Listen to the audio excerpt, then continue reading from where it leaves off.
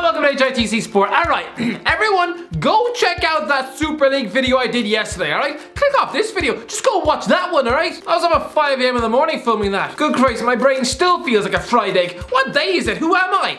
Just go watch that video. Oh, don't get me wrong, man. I know my European soccer. I know there's some great clubs out there like Celtic, Ajax, and Benfica. What? Anyway, right, let's crack on with this video. Premier League predictions.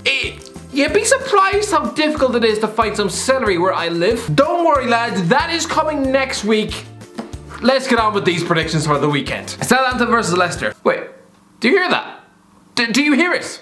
No, not the sound of a cat licking its groin. No. It's the sound of Southampton fans simultaneously swallowing the contents of a pencil case. Because the last team they want to face right now is Leicester City. The last time Leicester travelled to this stadium, they spanked 9 goals past their goalie. 9! And there were fans in the stadium too. Please, if you were a Southampton fan unfortunate enough to be at that game, then please tell me, how many private therapy sessions did you immediately book after that? Probably more than I did after a childhood of sleepovers at my uncle's house. Maybe that's why I wake up every night screaming. So please tell me, how are you able to steady your hand and not shove your eyes out with a rusty spoon? Please tell me that. And not only that, this game comes just 2 weeks after Leicester denied the Saints from their first FA Cup final appearance in 2003. And considering their noisy neighbours Portsmouth have won the damn thing since then, oh, they'd have been desperate to reach Wembley to finally shut them up. Lads, I'm gonna say it. Forget the league table. Forget the fact they're in a comfortable 15th place in the league. Southampton Football Club are right now the worst team in the Premier League. They have absolutely zero spirit, hunger, fire. Ralph Hasenhüttl looks like a dead man walking, and had they not topped the table in December, they'd be getting relegated next month. I have no doubt about that. I'm sorry, but 13 defeats in 2021 is a complete and utter disgrace. Ever since keeping a clean sheet against Liverpool in that famous 1-0 win in January, when Ralph Hasenhüttl reacted to that result as if he just progressed to X Factor boot camp, the Saints have since conceded 40 goals. 40! Right now, Leicester will be utterly licking their lips, especially Kelechi Iheanacho, who has clearly been eating his morning Weetabix this month. Right now, when Southampton are on a terrible run of form, the last team they want to face is the club that embarrassed them in front of the watching world. I'm going to go for a 4-0 Leicester battering here. Crystal Palace versus Man City. Lads, in the past, Man City have found it tough travelling to Selhurst Park, but I'm sorry, they're in such an insane run of form for the majority of this season,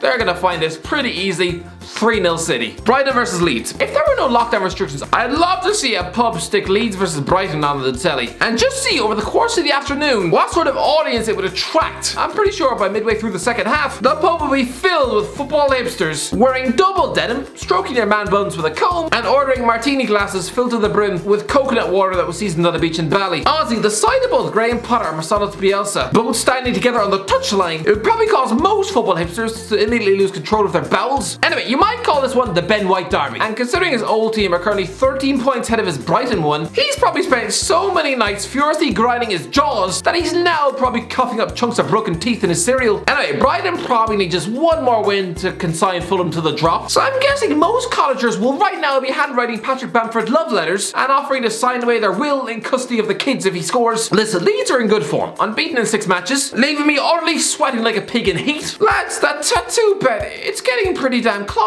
I'm gonna go with a 1-0 Brighton win. And please, Potter, we'll make a deal. If you manage to win this match, I'll promise I'll stop referring to you as a football hipster. As a matter of fact, I'll do an entire video just singing your praises. Just please beat Leeds. Please. Chelsea versus Fulham. Fulham just give up. A few weeks ago, after winning Anfield, Scott Parker was strolling about the place as if he had a nutsack the size of a Halloween pumpkin. He was about to mastermind the Great Escape, right? Yeah, no, it's done. It's actually done. You are traveling to Stamford Bridge to face a team you haven't beaten since March 2006. Do you know who were top of the charts back then? It's Chico time. Yeah, do you know where he is now? Probably living in a caravan on the side of the road, selling second-hand hamburgers he found in a bin. Chelsea haven't lost any of the last 20 games against you. You haven't won at this stadium since 1979, and you're playing against a team with 1 foot in the Champions League final. I'll go for a clear 2-0 Chelsea win, and if the Blues don't win, then I will eat a potato off a toilet seat. Everton versus Aston Villa. Aston Villa fans have no idea what they're signing up for at Saturday night, do they? Oh, they probably think, oh, it's only a trip to Everton, we can take them. The likes of Leeds, West Ham, Fulham and Burnley have all left Goodison Park with 3 points this season. We have nothing to fear. Okay, Villa fans, simple exercise. Try and dig into your memory and try and relocate the last time you left Goodison Park with all 3 points. I'm waiting. Yes, that's right, December 2008. When Ashley Young fired home that dramatic last-minute winner in that freaky 3-2 win. That was 13 years ago. Weirdly, since then, the fixture has produced 5 draws. And you know what, I'm gonna go for another one. Everton are inconsistent at home, probably due to the fact that Carlo Ancelotti probably still has traumatic memories of this stadium after being sacked into the toilets by Chelsea 10 years ago. Price the Bob, every time he probably goes for a bathroom break, he probably ends up in convulsions on the floor. As for Villa, I'm relying on them to finish top half at Leeds United's expense. And I'm half convinced Jack Grealish has decided to injure himself purely to make me sweat like a pig. Without him, you've won 1 match in 8 games. Lads, pull yourself together. Please, do you not want top half? You've still got other good players. Bertrand Traore's great. Ollie Watkins. Ross Barkley, come on! I'll go for a pretty blunt and stale 0-0. So for your own sake, do something else on Saturday night. Go watch the British Bake Off, file your fingernails, eat a large clump of dog hair, anything but this. Trust me lads, I know a bad game when I can smell one. And I can already tell this smells like the inside of a dinner lady's armpit. Newcastle versus Arsenal. There are many reasons you can give as to why Newcastle are no longer a big club. 2 relegations in a decade, spending 14 years failing to break their measly transfer record of £15 million. There's been quite a few, but none ram at home more than the club's record against Arsenal under Mike Ashley. Let's not forget, Ashley's arrival in 2007 has coincided with the Gunners' steady decline. It's the banter era. And yet, under the watchful eye of the supposed Spurs fan, I make that 2 Newcastle wins in 26 attempts. Since March 2012, it's been 16 defeats in 17 games. That is utterly revolting. And can I ask, how? How is the club's record so bad? It's only Arsenal. I honestly can't explain this. Yes, Newcastle have improved in recent weeks, but lads, 16 defeats in 17 games against Arsenal. St James's Park has witnessed just 2 wins over the Gunners since May 2000. There are literally 21-year-old Newcastle fans out there who've only ever seen 2 home wins over Arsenal. Pathetic. Newcastle haven't even scored against the Gunners in 3 years. So yeah, 1-0 win for Arsenal here. Man United versus Liverpool. Man United versus Liverpool. It's a shame how without fans or the significance of a title race, this mammoth fixture sort of wilts away into irrelevance. Listen, we all know Jurgen Klopp has never won at this stadium, but still, Liverpool haven't played a game of football since last weekend, while Man United are just 48 hours out from a Blood and Thunder Europa League semi-final. There'll be tired, weary legs out on that pitch, so I'm gonna go for Man United snatching a late 1-1 draw, probably when Mason Greenwood steps off the bench. Tottenham versus Sheffield United. Tottenham versus Sheffield United is usually nothing special. You know, usually I'd rather mow the lawn instead of that. But I don't care. Come one, come all, and tune in to this utter circus clown show taking place in the dugout this weekend. To coin Martin Tyler, you will never see this again. Just like watching Logan Paul versus KSI under the banner of professional boxing match. We're now watching a Premier League match pitting Paul Heckingbottom, you know, a former Barnsley and Hibernian coach, against a 29-year-old Ryan Mason. A fellow who probably still needs to bring his passport down the pub. I don't want to be mean, but honestly, a mixture of managerial incompetence and inexperience. Don't be surprised to see almost drunken tactical substitutions, like a right back being shoved up front, or for the goalie to be instructed to perform a handstand for the penalties. It'll almost be fun. It's a bit like watching a YouTube charity match. Just anything goes. Harry Kane in goal? Sure, whatever. Heckingbottom versus Mason.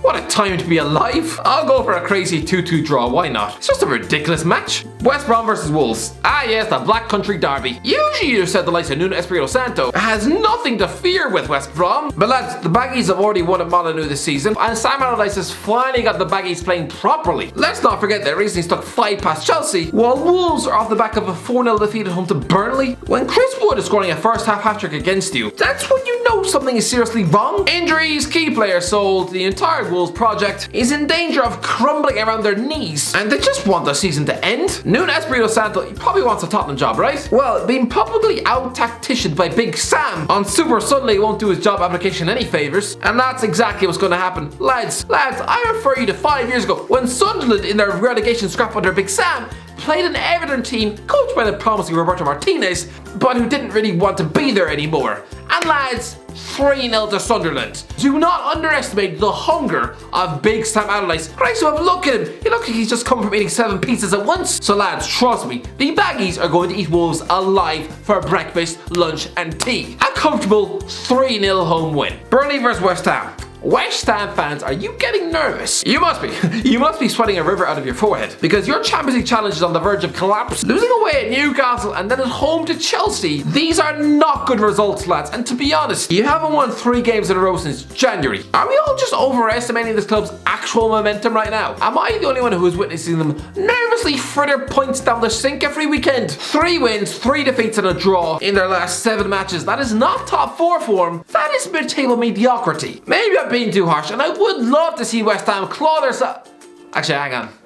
No, actually, I said if Mark Noble ever played Champions League football, then I'd either played if Horse was sent to live on camera. So no, actually, forget what I said. No, come on, Burnley. Turf Moor is always an awkward place to go for anyone. A bit like going to your great aunt's house for dinner. Nobody really wants to be there, especially when she's having to eat a bowl of lasagna through a tube in her nose. But lads, with Burnley riding high after a 4-0 defeat of Wolves, I'll back them to finish the season strongly. So yeah, 2-1 win for Burnley. Anyway, that's it. Let me know in the comments below. What do you think? Put your predictions down in the comments section below. If you enjoyed the video, don't forget to subscribe. And as always, I'll talk to you in a while.